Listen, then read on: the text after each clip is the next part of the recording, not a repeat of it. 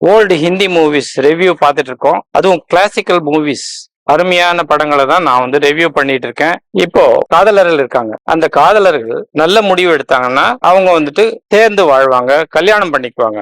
ஆனா ஒரு காதல்ல தவறான முடிவு எடுத்தா அதற்கு என்ன பலன் ஏற்படும், என்ன கஷ்டங்களை அவங்க அனுபவிப்பாங்கன்றது இப்போ இன்னைக்கு பார்க்க போற படத்துல நாம பார்க்கலாம். வாங்க கதைக்குள்ள போலாம். இன்னைக்கு நாம பார்க்க போறது 1977ல வந்த கரோந்தா.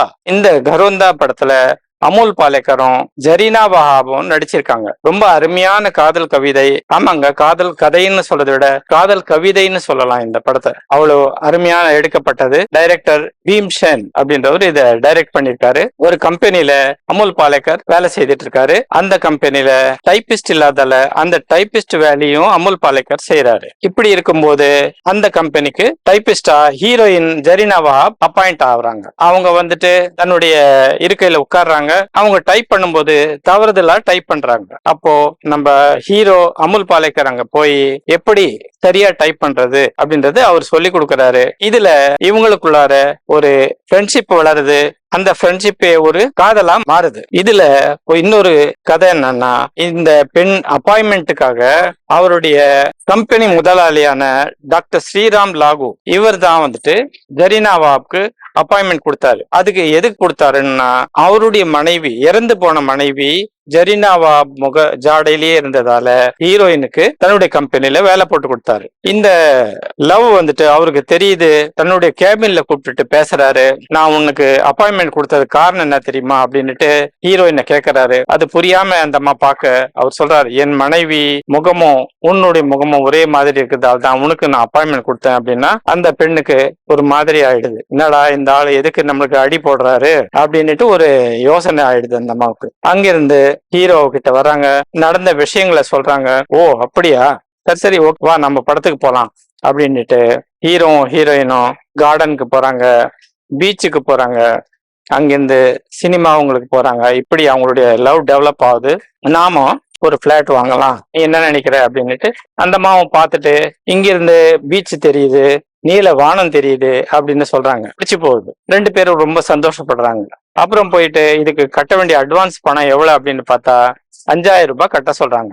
பட் அவங்க கிட்ட 5000 ரூபாய் பணம் இல்லாதால லோன் போடலாம் அப்படின்னு பாக்குறாங்க. அமுல் பாலேக்கருக்கு லோன் கிடைக்கல. ஹீரோயின் ஜரீனா வஹாப முதலாளி கூப்பிடுறாரு. உனக்கு லோன் வேணுமா, நான் சாங்ஷன் பண்றேன், என்ன ஏன் நீ கேட்கல அப்படின்றாரு. இந்த அம்மா அர்த்தத்தோட பாக்குறாங்க. இந்த ஆளு எனக்கு எதுக்கு சாங்ஷன் பண்றா போல, எதுக்கு அமுல் பாலேக்கருக்கு சாங்ஷன் பண்ணல, இதுல ஏதோ வந்து உள்குத்தி இருக்கு அப்படின்ட்டு அந்த அம்மா நினைக்கிறாங்க.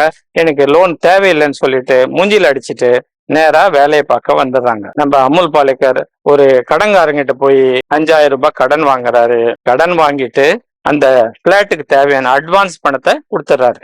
அந்த விஷயத்த நேரா ஹீரோயின் கிட்ட சொல்றாங்க. ரெண்டு பேரும் சந்தோஷப்படுறாங்க.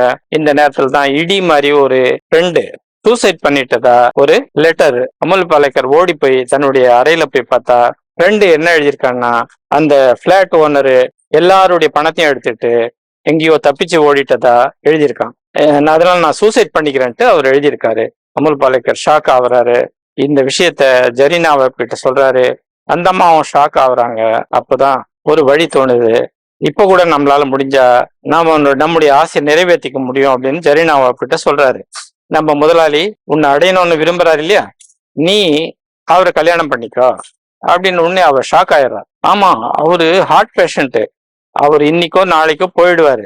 அப்புறம் இந்த கம்பெனி, இந்த கெஸ்ட் ஹவுஸ் எல்லாம் உனக்கு வரும், அதை நாம ரெண்டு பேரும் அனுபவிக்கலாம் அப்படின்றாரு. நேரா முதலாளி கிட்ட போறாங்க. உங்களை திருமணம் பண்ணிக்க சம்மதம்னு சொல்றாங்க.